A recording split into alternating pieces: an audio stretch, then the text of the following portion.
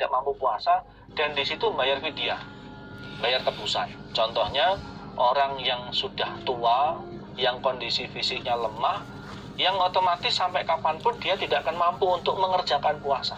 Nah, bagi orang yang seperti ini, maka dia solusinya adalah bayar fidyah, bayar tebusan berupa memberi makan orang miskin. Tiap satu hari yang dia tinggalkan, memberi makan satu orang miskin, ya, seperti itu. Atau orang yang mungkin belum tua, tapi karena dia mengalami penyakit yang menurut diagnosa dokter kondisi kesehatannya tidak akan mencapai keadaan dia mampu puasa, ya, seperti itu, maka orang seperti tidak mampu puasa sampai kapanpun. Secara analisa dokter dia tidak mampu puasa. Nah, orang seperti ini solusinya adalah bayar fidyah, sama dengan orang yang sudah tua yang lemah tadi, bayar fidyah, ya, seperti itu. Jadi bukan mengerjakan puasa tapi bayar fidyah. Nah, bagi orang-orang yang seperti ini, otomatis itu bukan mereka tidak puasa, hukumnya bukan bayar puasa, tapi sudah bayar fidyah. Nah, bayar fidyah itu memberi makan kepada orang miskin. Satu hari puasa yang dia tinggalkan memberi makan satu orang miskin. Orang miskin yang mana? Yang Islam dan yang paling dekat tempat tinggalnya dengan orang yang bayar fidyah tersebut. Ya, kalau memang di dekatnya itu ada orang miskin, ya, yang Islam, maka dialah yang berhak untuk menerima. Seandainya di dekatnya tidak ada, ya, yang agak jauh, ya, misalkan satu RT nggak ada, dia satu RW.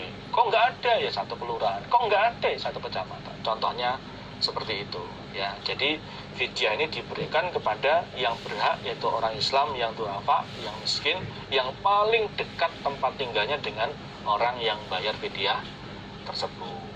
Prakteknya dibayarkan kepada ulil amri dan harus diterima oleh orang miskin ini berupa bahan makan, tidak boleh berupa uang, tapi diberikan harus berupa bahan makan. Jadi seandainya orang yang bayar fidyah itu nitip kepada ulil amri, kepada pengurus berupa uang, ya, tiap hari 15.000 atau sesuai dengan standar makan yang ada di tempatnya tersebut, nanti ketika diberikan kepada fakir miskin yang berhak, itu harus berupa bahan makan, ya, harus berupa bahan makan, baik bahan makan yang masih mentah ataupun bahan makan yang sudah matang, yang sudah siap dimakan.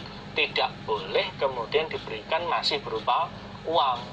Kalau diberikan berupa uang, berarti namanya bukan memberi makan, tapi memberi uang. Nah, aturannya memberi makan, ya, maka nanti pengurusnya atau ulil amrinya yang kemudian seandainya si yang membayar fidyah ini memberikan titipan berupa uang, harus diwujudkan bahan makan, baru diberikan kepada fakir miskin yang berhak untuk menerima, seperti itu. Tapi kalau orang dia itu mampu untuk puasa, dia ya Islam, dia ya berakal, ya, seperti itu, mampu puasa kemudian tidak puasa, maka dihitung hutang puasa. Nah, kalau ternyata sampai mati dia belum bayar, maka keluarganya yang membayarkan dengan mengerjakan puasa, bukan dengan fidyah, menurut hadis ini.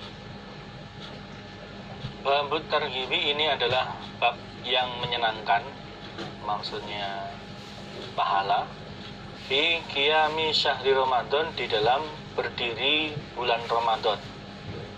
Maksudnya ibadah sunnah termasuk sholat lail, sholat tahajud di malamnya bulan Ramadan. Wama, dan babnya apa-apa ja'a yang datang opoma fihi, di dalam berdiri bulan Ramadan, minal fadli, dari keutamaan. Bab ini menjelaskan pahala di dalam berdiri di dalam bulan Ramadan. Disunnahkannya mengerjakan ibadah sunnah, terutama sholat di malamnya bulan Ramadan. Dan bab ini menjelaskan keutamaan dari sholat atau ibadah di dalam bulan Ramadan. Hadatsana Abd bin Humaid hadatsana Abdul Razzaq akhbarana Ma'mar Aniz Zuhri an Abi Salamah an Abi Hurairah qala berkata siapa Abu Hurairah, karena ada siapa Rasulullah sallallahu alaihi wasallam iku yurahibu menyenangkan siapa Nabi, menganjurkan siapa Nabi fi qiyami Ramadan di dalam berdiri bulan Ramadan. Maksudnya mengerjakan ibadah sunnah di bulan Ramadan, termasuk sholat lail, sholat tahajud, sholat tarawih. Min ghairi ayyak murahum, dari selain perintah siapa Nabi hum pada mereka, dari selain perintah siapa Nabi hum pada mereka, biazimatin dengan ketetapan, maksudnya selain mewajibkan. Nabi menyenangkan atau menganjurkan kepada para sahabat untuk berdiri di bulan Ramadan. Nabi menganjurkan kepada para sahabat untuk mengerjakan ibadah sunnah di dalam bulan Ramadan, termasuk sholat sunnah di malam bulan Ramadan. Dari selain memerintahkan para sahabat dengan ketetapan, maksudnya dengan tidak mewajibkan. Berarti menganjurkan, mensunahkan, tapi tidak mewajibkan. Wa yaqulu, dan bersabda siapa Nabi, man barang siapa koma yang berdiri dia Ramadan pada bulan Ramadan. Berdiri ini maksudnya mengerjakan ibadah-ibadah sunnah, termasuk sholat lail, sholat tahajud atau sholat tarawih, tergantung penyebutannya. Imanan, dengan atau karena iman, wahtisaban, dan karena mencari pahala,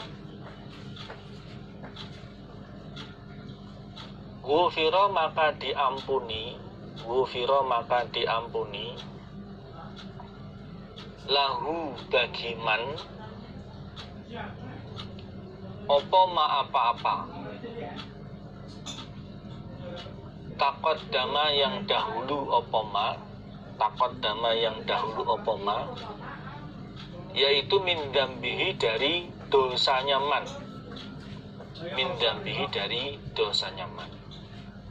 Dan Nabi bersabda, barang siapa yang berdiri pada bulan Ramadan, barang siapa yang memperbanyak ibadah sunnah, mengerjakan ibadah sunnah di bulan Ramadan, termasuk sholat malam, karena iman dan karena mencari pahala, maka semua dosa-dosanya yang telah lewat diampuni oleh Allah.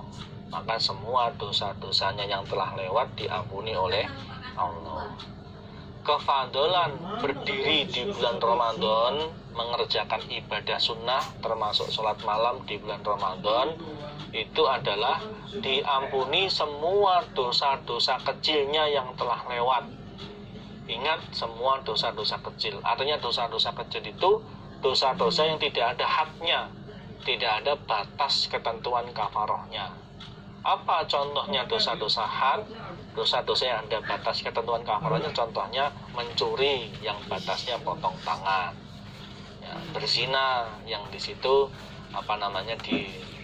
dirajam atau dijilid seperti itu. Nah, dosa-dosa selain dosa had, dosa-dosa kecil itu diampuni oleh Allah karena dia itu mengerjakan ibadah sunnah atau sholat sunnah di malam bulan Ramadan dengan niat karena keimanan dan mencari pahala. Fatuwafiyah, maka diwafatkan siapa Rasulullah sallallahu alaihi wasallam. Wal amru, sedangkan perkara ala dzalika atas demikian itu keadaan. Rasulullah diwafatkan sedangkan perkara atas demikian itu keadaan. Artinya Nabi wafat dalam keadaan para sahabat mengerjakan sholat malam, sholat lail di bulan Ramadan itu dikerjakan dengan sendiri-sendiri, tidak dengan cara berjamaah. Tidak dengan cara berjamaah. Nah, kalau dilihat dari hadis yang lain, jadi memang pernah Nabi itu mengerjakan sholat malam di bulan Ramadan, sholat lail di bulan Ramadan. Kemudian ada beberapa sahabat yang makmum kepada sholat malamnya Nabi. Kemudian siang harinya mereka cerita kepada sahabat-sahabat yang lain kalau tadi malam dia sholat malam makmum pada sholat malamnya Nabi. Sehingga pada malam kedua lebih banyak sahabat yang ikut makmum pada sholat malamnya Nabi. Setelah malam kedua ini mereka yang ikut sholat Nabi cerita, sehingga pada malam yang ketiga lebih banyak lagi sahabat-sahabat yang ingin makmum sholat malam pada sholat malamnya Nabi, sampai meludak, sampai mesinnya tidak muat. Dan ternyata Nabi tidak keluar untuk mengerjakan sholat malam. Sampai pagi Nabi tidak keluar untuk mengerjakan sholat malam. Kemudian paginya setelah sholat subuh Nabi menjelaskan, keberadaan kalian berkumpul di masjid untuk menungguku mengerjakan sholat malam itu saya ketahui. Artinya Nabi tidak keluar di malam tersebut untuk sholat malam itu memang Nabi sengaja. Karena aku khawatir kalau sholat malam ini diwajibkan atas kalian, kemudian kalian berat, kalian tidak mampu, sehingga Nabi sengaja tidak keluar. Nah, setelah kejadian itu akhirnya para sahabat mengerjakan sholat malam itu dengan sendiri-sendiri, tidak berjamaah. Maka di sini dijelaskan fatuwfiya Rasulullah sallallahu alaihi wasallam wal amru ala dzalika. Nabi Muhammad diwafatkan dalam keadaan orang-orang atau para sahabat mengerjakan sholat malamnya itu dengan sendirian, sendiri-sendiri, tidak berjamaah. Walaupun sempat 2 malam atau 3 malam di hadis yang lain itu Nabi dan para sahabat mengerjakan sholat malam di bulan Ramadan itu dengan berjamaah, walaupun sempat begitu. Makanya kemudian ada opo al-amru perkara maksudnya sholat malam di bulan Ramadan, kadzalika seperti demikian itu. Sholat malam di bulan Ramadan dikerjakan dengan sendiri-sendiri. Fi khilafati Abi Bakrin, di dalam masa kekhalifahannya Abu Bakar. Wa sadron, dan permulaan min khilafati Umar, dari kekhalifahannya Umar bin Khattab. Ala dzalika, atas demikian itu sholat malam dikerjakan dengan sendiri-sendiri. Kemudian Khalifah Umar bin Khattab punya ilham, punya ijtihad, karena melihat orang-orang yang mengerjakan sholat malam di masjid itu ada yang sendiri-sendiri, ada yang kemudian berjamaah dimakmumi 1-2 orang yang lain. Kemudian punya ilham, alangkah baiknya kalau sholat malamnya itu dikerjakan dengan berjamaah.